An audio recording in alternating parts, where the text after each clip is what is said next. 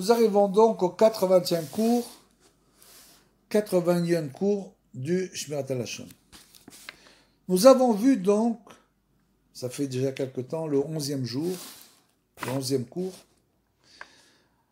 qu'on n'a pas non plus le droit de parler des défauts d'une personne avec quelqu'un qui les connaît déjà, car il est méprisable de se pencher sur les faiblesses de son prochain.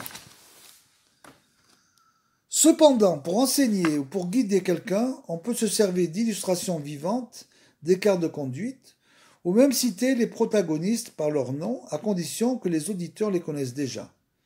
C'est-à-dire qu'on prend un exemple, au lieu de parler de la personne et dire, parce qu'on a déjà parlé avec cette personne des défauts.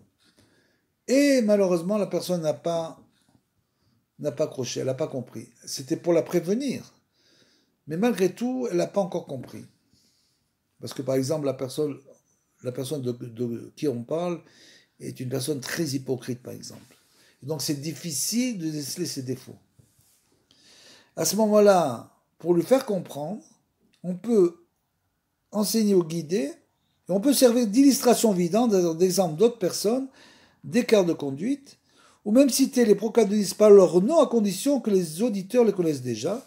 L'utilisation de situations réelles plus concrètes permet de faire passer un message que des propos abstraits ne peuvent pas mettre aussi efficacement en lumière. C'est-à-dire qu'on prend des exemples, et alors la personne comprendra. Dans ce cas, parler de ses défauts est un acte constructif et ce n'est pas méprisable, puisqu'on veut prévenir la personne en question. Il est donc permis de parler de la façon de vivre d'un juif non pratiquant pour souligner les faiblesses de sa conduite et ses conséquences, même si son manque de piété est dû à l'ignorance. C'est-à-dire qu'une personne, par exemple un enfant, vous dit oui mais moi j'ai une amie qui fait ça, etc. Pourtant c'est une personne sympa, etc. Non, il faut dire non, tu vois, cette personne-là, pourquoi? Parce qu'elle n'est pas pratiquante. Alors bien sûr, pour elle, c'est moins important, ces jeux-là sont moins importantes, mais c'est une faute grave. C'est pas quelque chose qu'il faut suivre, parce que bien sûr, si on dit rien, alors l'enfant va suivre. Et donc, dans ce cas-là, pour souligner les faiblesses de la conduite de ce juif qui n'est pas pratiquant, et ses conséquences, parce que c'est des conséquences qui peuvent être très graves sur l'enfant ou sur une autre personne, même si son manque de piété est dû à l'ignorance, c'est-à-dire que malgré tout, c'est les actes qui priment. Il faut cependant soigneusement éviter de condamner la personne en question, bien sûr. Je peux dire c'est pas de sa faute, etc., etc., mais malgré tout, il faut marquer le coup. On ne peut pas se servir d'exemple du passé d'un Baal Tchouva, par contre, sans sa permission. Ça, le Baal Tchouva, il est formellement interdit de lui rappeler ses fautes passées, naturellement. Avoir une intention constructive n'autorise pas à mettre une autre personne dans la barre. Il ne convient pas non plus de citer comme exemple le mode de vie d'un des divers groupes ethniques du peuple juif, à moins qu'il soit parfaitement clair qu'on ne manque pas soi-même et l'interlocuteur de sympathie pour ce groupe, c'est-à-dire il faut bien sûr essayer d'éviter aussi de critiquer les différents groupes ethniques du peuple juif, c'est absolument interdit. Dieu désire celui qui est poursuivi, comme c'est écrit dans Qohélet 3.15, une chose assez incroyable, incroyable. Il y a celui qui est pourchassé et celui qui le pourchasse.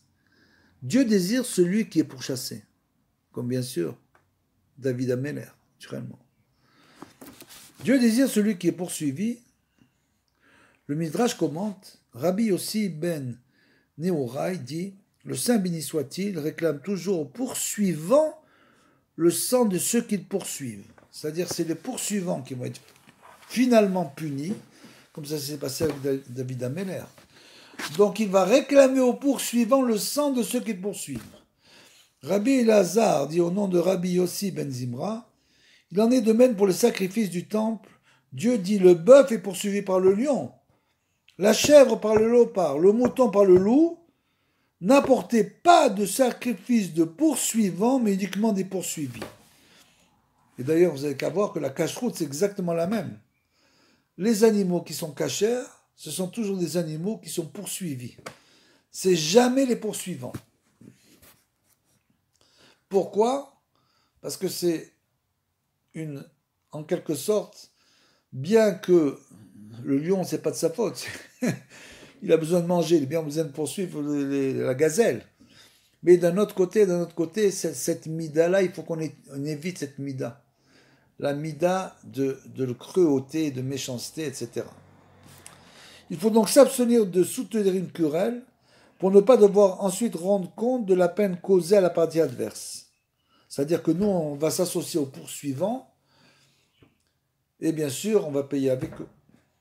Au lieu de savourer d'avance le plaisir du triomphe, il faut s'imaginer la honte et le châtiment qu'on risque de subir. C'est-à-dire que même si on est sûr de son coup, finalement, c'est le poursuivant qui sera puni, de toute façon. Comme c'est écrit là ici, le Saint béni soit-il réclame toujours aux poursuivants le sang de ceux qu'ils poursuivent. Ils vont payer par leur sang. Celui qui évite scrupuleusement la polémique mérite le respect des autres, comme il est écrit, c'est un honneur pour l'homme de se tenir loin des disputes.